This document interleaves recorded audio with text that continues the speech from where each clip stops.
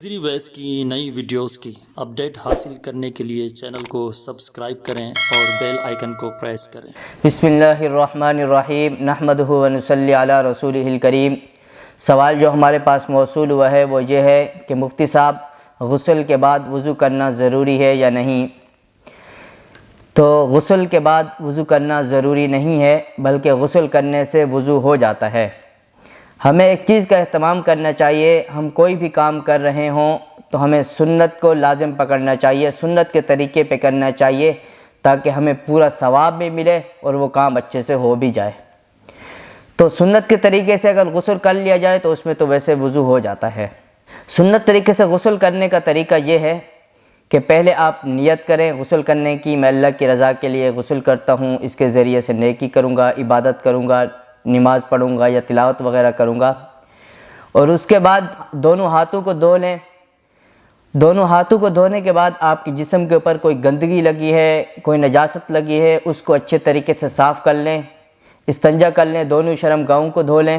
اس کے بعد نماز کے طریقے پر جیسے وضو کرتے ہیں ویسے مسنون طریقے سے وضو کر لیں کہ دونوں ہاتھوں کو دھوئیں 3 مرتبہ اور 3 مرتبہ کلی کریں، 3 مرتبہ ناک میں پانی ڈالیں اور پورے چہرے کو دھو لیں 3 مرتبہ، اور دونوں بازوؤں کو دھو لیں کونیوں تک 3 مرتبہ۔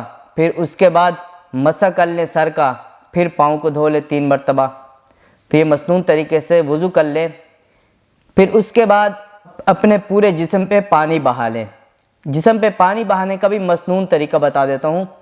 جسم کے اوپر پانی بہانے کا مسنون طریقہ یہ ہے کہ پہلے 3 بار سر کے اوپر پانی ڈالیں، پھر اس کے بعد دائیں کاندھے پہ پانی ڈالیں، پھر بائیں کاندھے پہ پانی ڈالیں اور جسم کو اچھی طرح سے رگڑے ملے تاکہ پورے جسم پہ پانی پہنچ جائے۔ جسم کے اوپر پانی بہانے کا مسنون طریقہ اس طریقے سے جسم کے اوپر پانی بہانا چاہیے۔ اگر کوئی اس طریقے کو اختیار نہیں کرتا، ویسے جیسے شاور کھول لیا اور شاور کے نیچے کھڑا ہو گیا اور پورے جسم کے اوپر پانی پہنچ گیا، اس سے بھی غسل ہو جاتا ہے، کیونکہ وضو میں جو اعضاء کا دھونا ضروری ہے، وضو کے جو فرائض ہیں وہ اس میں بھی پورے ہو جاتے ہیں، ویسے بھی وضو ہو جاتا ہے۔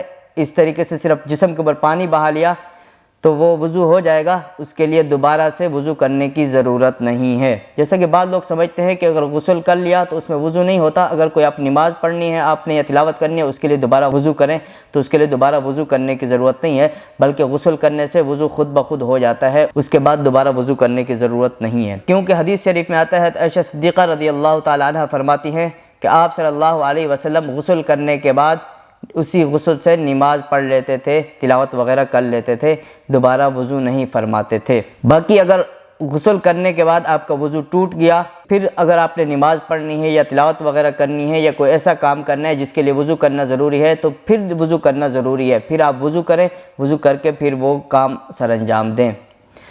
باقی یہ تو ہے غسل کرنے کا مسنون طریقہ۔ اگر کسی کے اوپر غسل فرض ہے، یعنی کوئی ناپاک ہو گیا، اس کو پاکی حاصل کرنی ہے، تو اس کے لیے 3 فرائض ہیں غسل کے، ان کا خیال رکھنا چاہیے۔ پہلا تو یہ ہے کہ منہ بھر کے کلی کرے، غرارے کر لے، اگر روزہ نہیں ہے تو غرارے کر لے تاکہ گلے میں اچھی طرح پانی پہنچ جائے، اچھی طرح کلی ہو جائے۔ 3 مرتبہ غرارے کر لے، اگر روزہ وغیرہ ہے تو صرف پھر کلی کر لے 3 مرتبہ، اور 3 مرتبہ ناک کی نرم ہڈی تک پانی پہنچائے، اور 3 مرتبہ پورے جسم پہ پانی بہا لے اور جسم کو اچھی طرح رگڑے ملے تاکہ جسم کا کوئی حصہ خشک نہ رہے۔ اگر ایک بال کے برابر بھی جسم کا کوئی حصہ خشک رہ گیا تو غسل مکمل نہیں ہوگا، دوبارہ غسل کرنا پڑے گا۔ پانی بہانے کا بھی مسنون طریقہ جو ہم نے پہلے بتایا، اس طریقے سے پانی بہایا جائے تو پورے جسم پہ اچھی طریقے سے پانی پہنچ جاتا ہے، لیکن اگر ویسے بھی جسم کے اوپر پانی بہایا جائے تو اس سے بھی غسل ادا ہو جائے گا، اس کے بعد دوبارہ وضو کرنے کی ضرورت نہیں ہے۔ کوئی اگر ناپاک ہو جائے تو ہمیں کوشش یہ کرنی چاہیے جلد سے جلد پاکی حاصل کر لینی چاہیے، غسل کر لینا چاہیے، زیادہ دن ناپاک نہیں رہنا چاہیے، کیونکہ بعض اوقات انسان ناپاک رہتا ہے تو ناپاک رہنے کی وجہ سے ناپاکی کی حالت میں بری چیزیں انسان کے اوپر جلدی اثر انداز ہو جاتی ہیں، اسی وجہ سے جلد غسل کر لینا چاہیے اور پاک ہو جانا چاہیے۔